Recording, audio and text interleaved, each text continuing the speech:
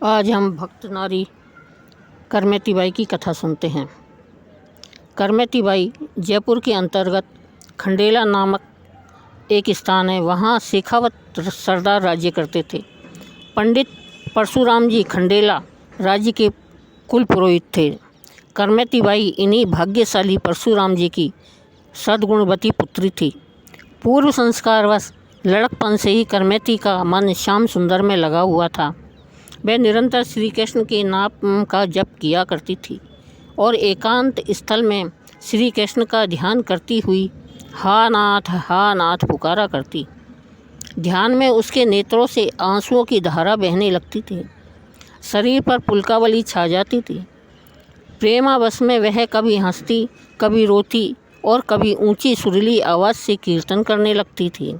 नन्ही सी बालिका का सरल भगवत प्रेम देखकर घर के और आसपास के सभी लोग प्रसन्न होते। करमेती की उम्र विवाह के योग्य हो गई। माता पिता सुयोग्य वर की खोज करने लगे, परंतु करमेती को विवाह की चर्चा सुहाती नहीं थी। वह लज्जावश माता पिता के सामने कुछ बोलती तो थी नहीं, परंतु विषयों की बातें उसे विष के समान प्रतीत होती थी। इच्छा न होने पर भी पिता की इच्छा से उसका विवाह हो गया, परंतु वह तो अपने आप को विवाह से पूर्व जन्म में ही भगवान के अर्पण कर चुकी थी। भगवान की वस्तु पर दूसरे का अधिकार होना वह कैसे सहन कर सकती थी।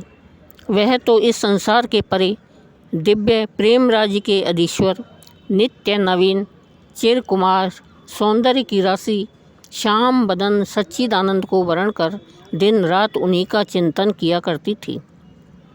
कुछ दिन तो बीते, परंतु एक दिन ससुराल वाले उसे लेने को आ गए।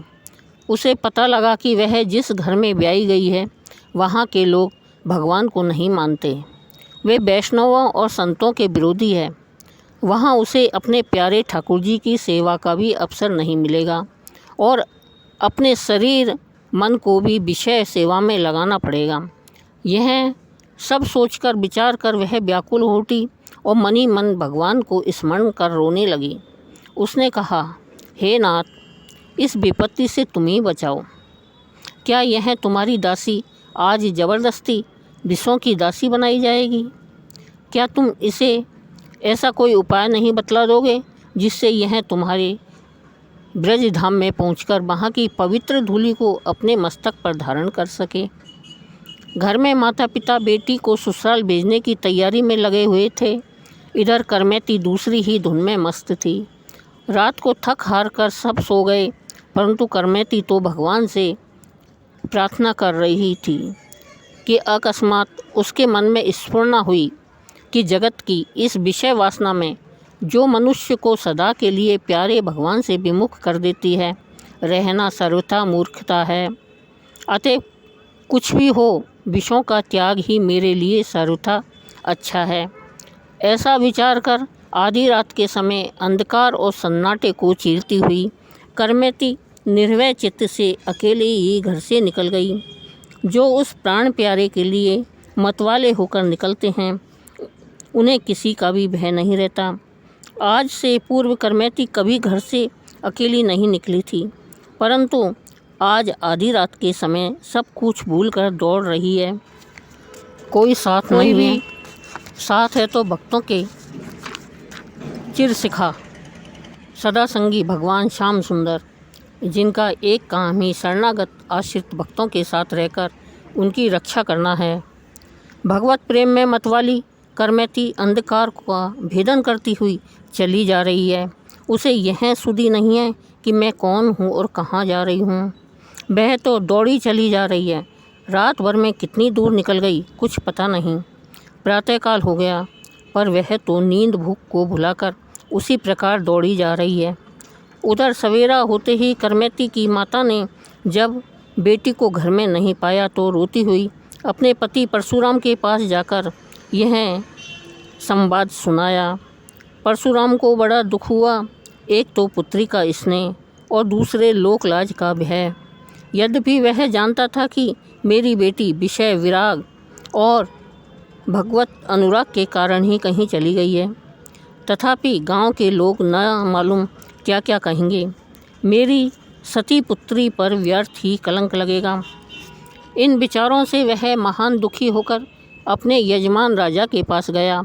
राजा ने पुरोहित के दुख में सहानुभूति प्रकट करते हुए चारों ओर सवार दौड़ाए। 2 घुड़सवार उस रास्ते भी गए जिस रास्ते से करमेती जा रही थी। दूर से घोड़ों की टॉप सुनाई दी।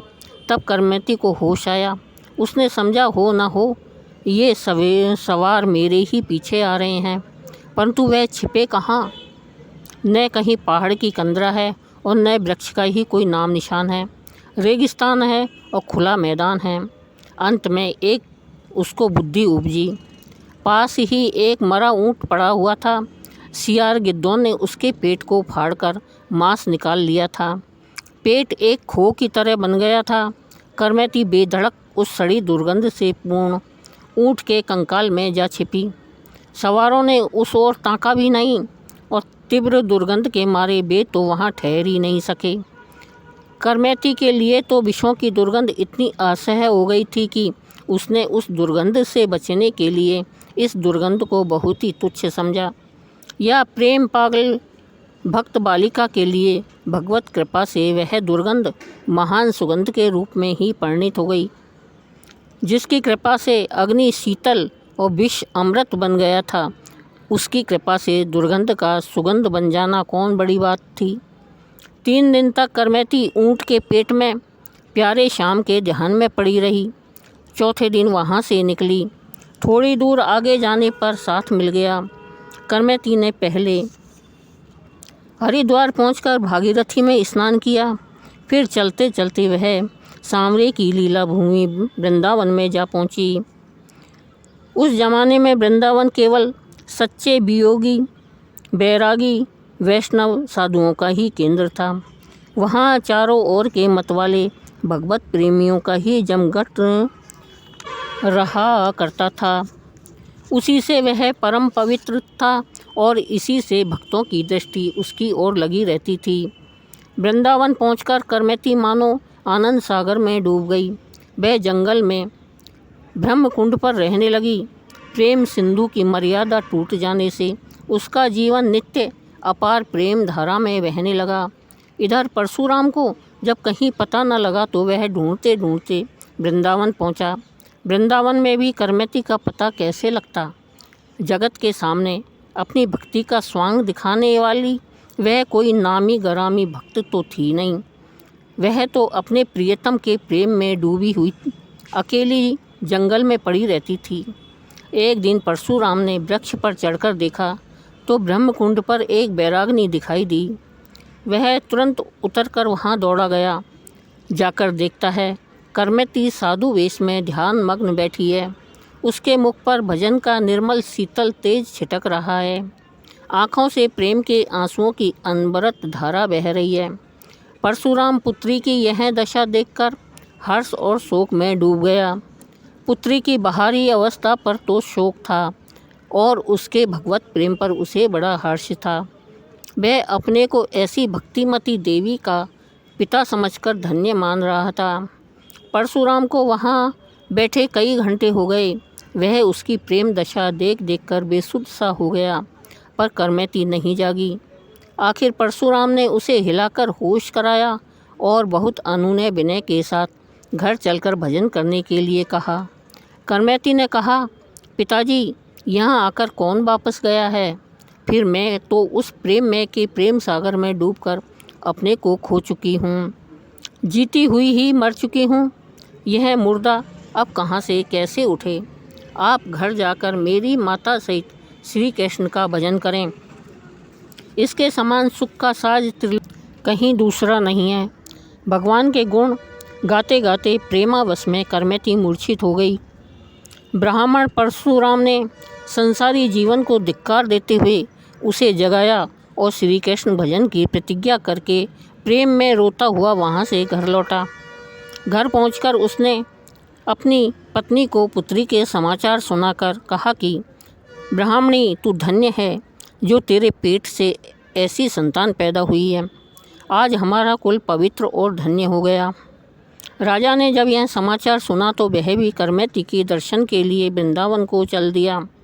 राजा ने वृंदावन पहुंचकर करमेती की बड़ी ही प्रेम विभोर अवस्था देखी। राजा का मस्तक भक्ति भाव से उसके चरणों में आप ही झुक गया। राजा ने कुटिया बना देने के लिए बड़ी प्रार्थना की, परंतु करमेती ने इनकार कर दिया। अंत में राजा के बहुत आग्रह करने पर कुटिया बनाने में करमेती ने कोई बाधा नहीं दी। राजा ने कुटिया बनवा दी। सुनते हैं कि करमेती की कुटिया का अवशेष अब भी है। करमेती बाई बड़े ही त्याग भाव से रहती थी।